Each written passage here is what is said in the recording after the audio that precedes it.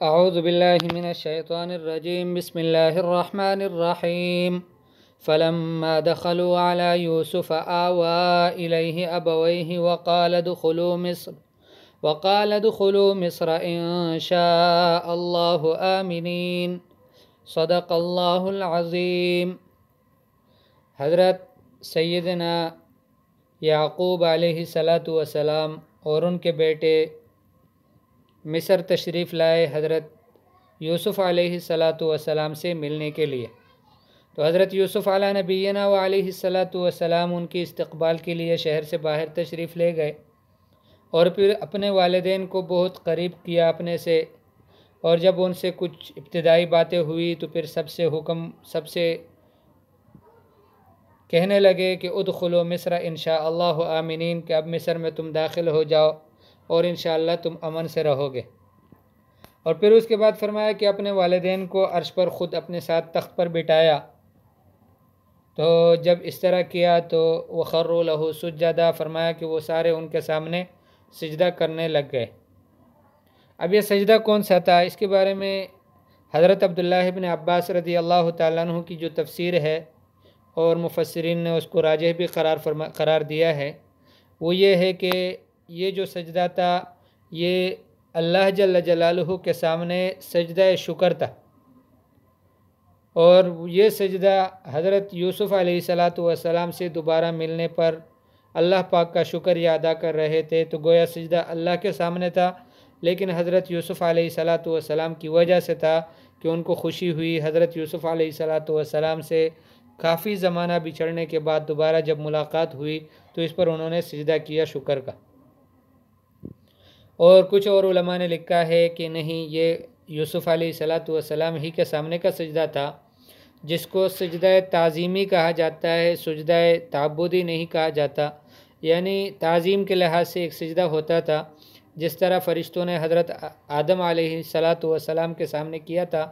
یہ حضرت یوسف علیہ السلام کے سامنے بھی اسی طرح کا سجدہ انہوں نے کیا، جو حضرت یوسف علیہ السلام کے مذہب میں جائز تھا۔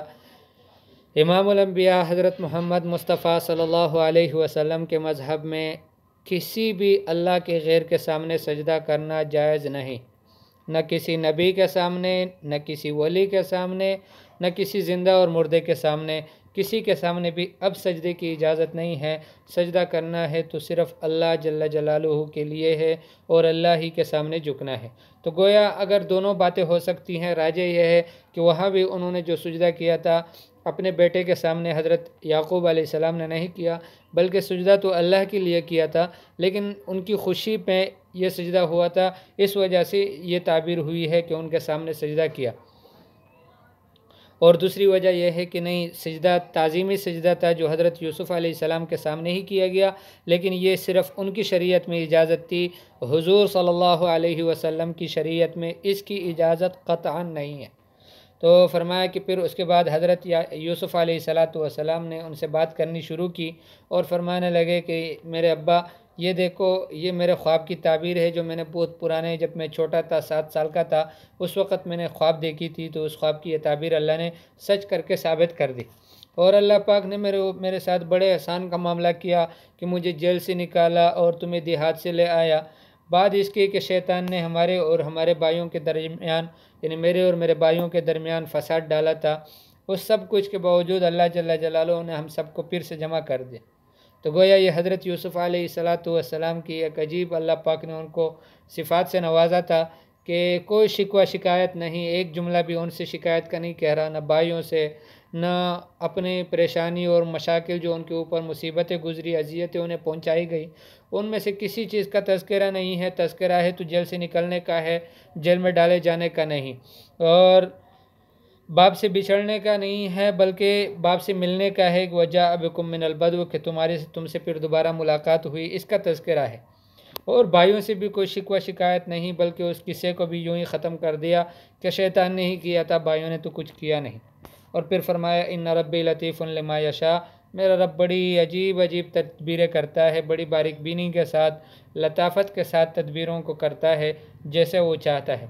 اور وہ کامل علم والے ہیں، کامل حکمت والے ہیں۔ آخر میں حضرت یوسف علیہ السلام اپنے رب سے دعا مانگتے ہیں کہ اللہ، آپ نے مجھے بادشاہی میں سے بھی حصہ دیا اور مجھے خواب کی تعبیر بھی سکھائی۔ اے اللہ، تو آپ آسمانوں کو اور زمینوں کو پیدا کرنے والے ہیں اور میرے رکھوالے ہیں دنیا میں اور آخرت میں۔ مجھے اسلام کی حالت میں موت نصیب فرما اور نیک لوگوں کے ساتھ ملنا مجھے نصیب فرما۔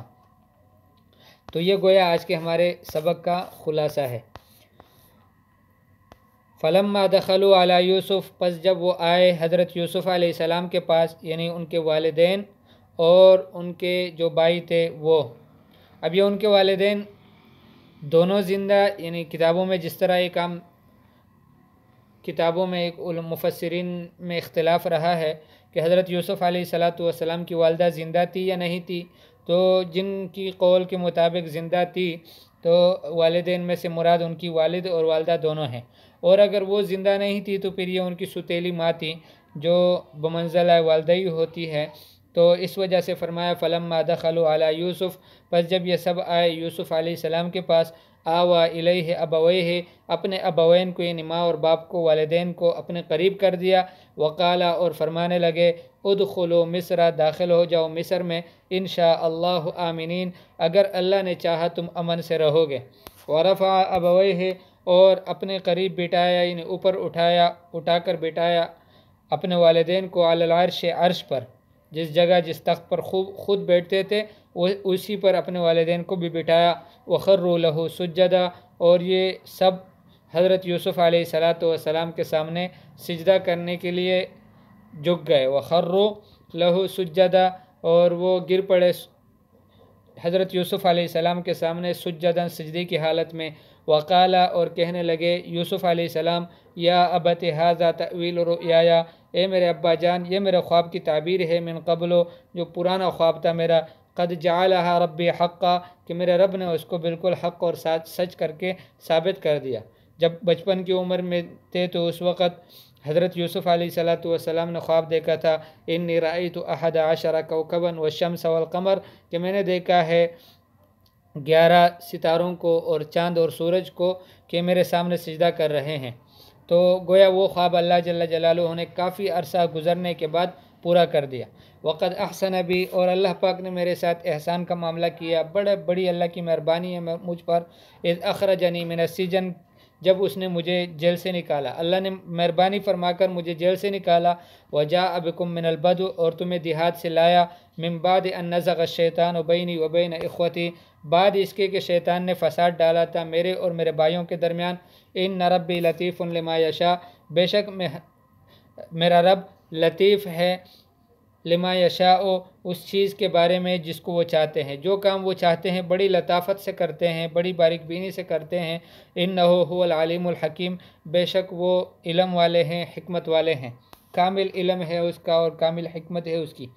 رب قد آتیتنی من الملک، اے میرے رب آپ نے مجھے دیا تھا بادشاہی میں سے، وعلمتنی من تأویل الاحادیث، اور آپ نے ہی مجھے سکھایا ہے خوابوں کی تعبیر۔ فاطر السماوات والارض، اے آسمانوں اور زمینوں کے پیدا کرنے والے، انت ولی فی الدنیا والآخرہ، تو آپ ہی میرے رکھوالے ہو دنیا اور آخرت میں۔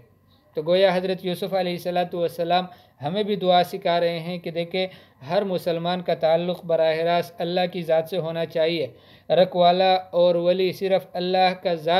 کی ذات ہے، اللہ سے مانگنا چاہیے، اللہ کے غیر سے نہیں، اللہ کے غیر کی طرف رجوع نہیں کرنا چاہیے۔ تو فرمایا انت ولی فی الدنیا والآخرہ، آپ ہی میرے ولی ہیں، آپ ہی میرے رکھوالے ہیں، میرے سرپرست ہیں، میرے کاموں کو بنانے والے ہیں، فی الدنیا والآخرہ، دنیا اور آخرت میں۔ توفنی مسلمن، آپ مجھے